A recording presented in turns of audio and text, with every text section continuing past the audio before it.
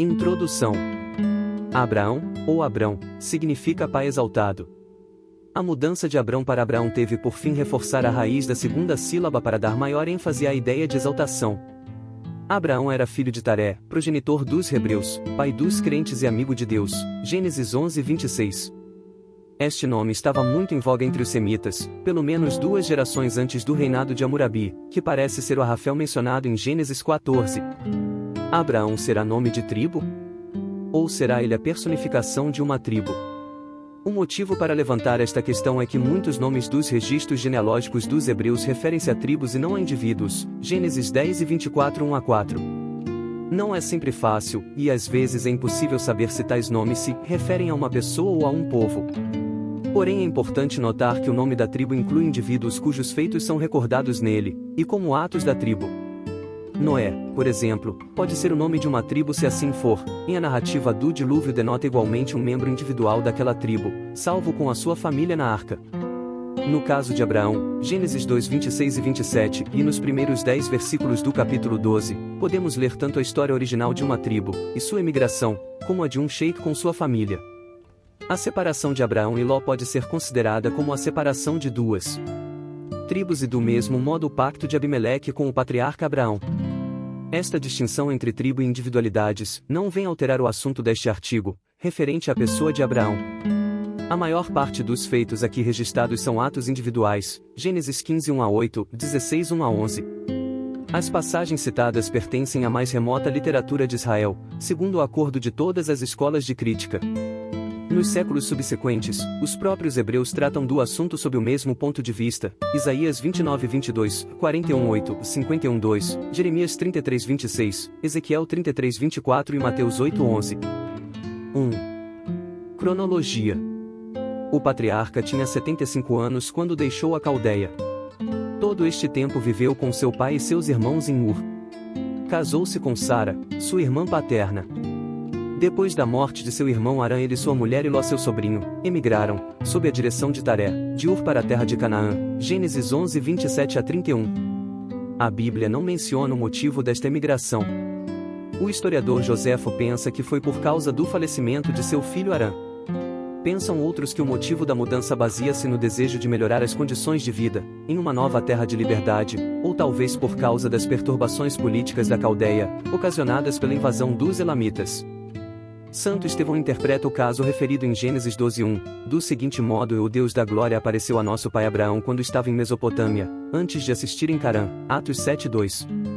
Esta interpretação é favorecida pelas narrativas de Gênesis 15:7 e Neemias 9:7, em que a saída do patriarca obedece a atos providenciais.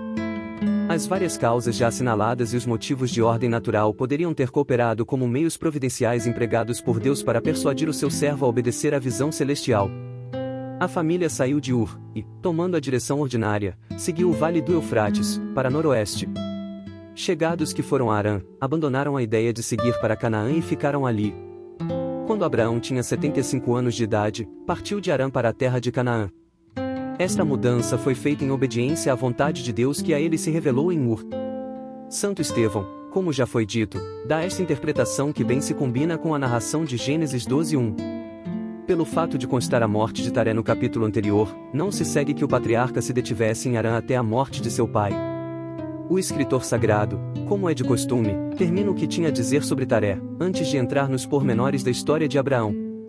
Pode-se também acreditar que Abraão se deteve ali por mais tempo, porque as mesmas pessoas que saíram de Ur, excetuando Tare, deixaram Arã. É isto também o que diz Santo Estevão no seu discurso em Atos.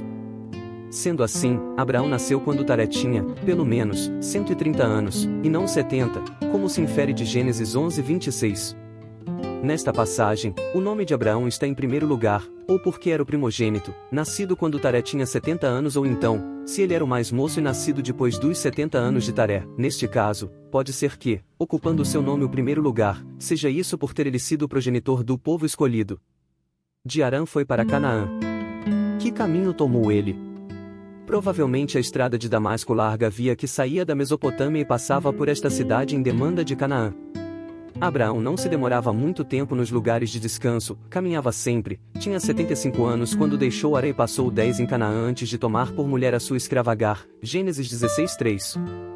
Aos 86 anos de idade, nasceu-lhe Ismael, Gênesis 16:16, de modo que só decorreu um ano entre a sua saída de Harã e a chegada a Canaã. 2. Residência em Canaã. Esteve em Canaã, quando muito 10 anos. Armou suas tendas em Siquém, Gênesis 12:6, e em Betei, Gênesis 12:8, continuando seu caminho passou ainda mais longe para o sul, Gênesis 12:9, indo até ao Egito para se abrigar da fome que assolou toda a terra. Ali, pelo receio de perder a vida, apresentou a Sara como sua irmã. Depois regressou para o sul do país e se estabeleceu de novo em Betei. Foi neste lugar que surgiram os conflitos entre os seus pastores e aos de Ló por causa do aumento de suas manadas. Deu-se então a separação, indo Ló para as planícies do Jordão. Abraão dirigiu-se mais tarde para as carvalheiras de Mamre em Hebrom, Gênesis capítulos 12, 10 a 20. 3. Residência em Mamre. Neste lugar demorou-se cerca de 24 anos. Associado aos príncipes da sua vizinhança, perseguiu Quedorlaomer que foi derrotado, reavendo toda a presa, pelo que recebeu as homenagens dos reis de Sodoma e de Salém. Deus anuncia a Abraão o nascimento de um herdeiro e promete dar-lhe em herança a terra de Canaã. Foi aqui que lhe nasceu Ismael. Após um intervalo de 18 anos, estas promessas são renovadas e ampliadas. O pacto de aliança entre Deus e Abraão é ratificado pelo sinal da circuncisão e o nome de Abrão é mudado para o de Abraão. Destruição das cidades de Sodoma e Gomorra, Gênesis 14:13, 1 a 16, 17 a 24, capítulos 17, 18 e 19. 4. Residência Mossul do país. Neste lugar permaneceu Abraão durante a infância de Isaque, cerca de 15 anos, e Sara fora levada à corte de Abimeleque, rei de Gerara. Aos 100 anos de idade, nasceu Isaque, e mais tarde, Ismael é despedido com sua mãe para fora da tenda. À beira de um poço de propriedade de Abraão, foi concluído o tratado de paz entre ele e Abimeleque e deu o nome de Bersabé àquele lugar. Aos 25 anos de idade de Isaque, a fé de Abraão foi posta em prova. O Senhor exigiu-lhe o sacrifício de seu filho Isaque.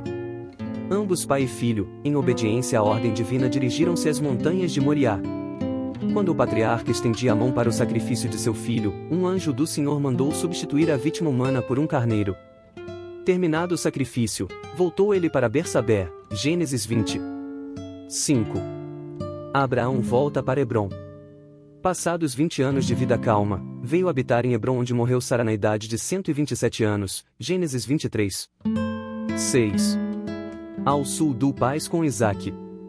Depois da morte de Sara, quando Abraão tinha 140 anos de idade, ordenou a um de seus servos que fosse buscar à sua terra uma esposa para seu filho Isaque, mulher que fosse de sua própria linhagem. Foi trazida Rebeca, e Isaque a foi encontrar no caminho. Abraão tomou outra mulher chamada Quetura, e morreu aos 175 anos de idade, sendo sepultado na caverna dos dois covatos, Gênesis 24:67, 25:20, 25:1 a 9. 7. Desenvolvimento de sua casa. Abraão partiu de Harã com sua mulher, seu sobrinho e as almas que lhe acresceram. Em Canaã aumentou a sua casa com os servos que comprou, com os que lhe deram e provavelmente com os que lhe nasceram. Era rico em ovelhas, bois, jumentos e camelôs, servos e servas. Quando correu para libertar Ló, levou consigo 318 homens da sua casa. Os reis com quem vizinhava reconheceram-no como o príncipe poderoso com quem eles se prezavam de ter aliança. Porém, quando se viu privado do auxílio de seus aliados, ao dirigir-se para o Egito para abrigar-se da fome, mostrou-se fraco, escondendo a verdade a respeito de sua mulher. Desejava a paz e era homem de paz, todavia, em tempos de perigo e de guerra, era corajoso e forte para combater pelos seus parentes e amigos. Gênesis 12:5, 16:1, 17:27, 18:7, 20:14, 12:6, etc. 8. Crenças religiosas de Abraão. Seus parentes mais chegados serviam a outros deuses. Josué 24:2. A sua adoração era pelo menos corrompida pelo animismo prevalecente em Babilônia, que emprestava um espírito a cada objeto da natureza, dirigia o pensamento para os 11 grandes deuses além de inumeráveis deuses menores. Os grandes deuses eram os objetos da natureza, que pela sua majestade e grandeza impressionavam os sentidos, tais como o firmamento, a superfície da terra e do oceano e todas as águas debaixo da terra, a lua, o sol, a tempestade, os 5 planetas visíveis a olho nu. Os deuses eram ativos por sua natureza, aos quais se atribuíam cuidados especiais a favor de indivíduos e coletividades, que ouviam e respondiam às orações.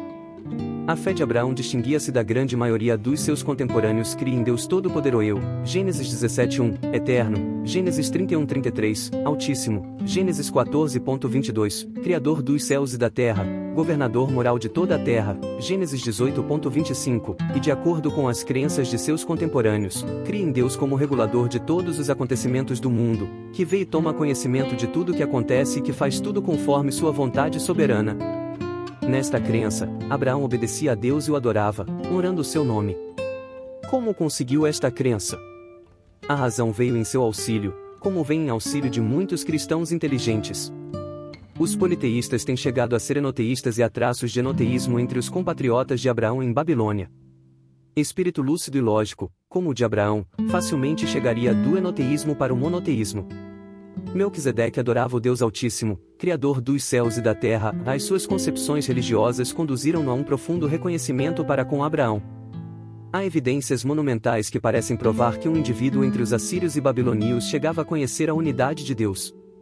Não é de estranhar que Abraão chegasse a crer em um Deus, Senhor de todas as coisas, como Oséias e Amós creram.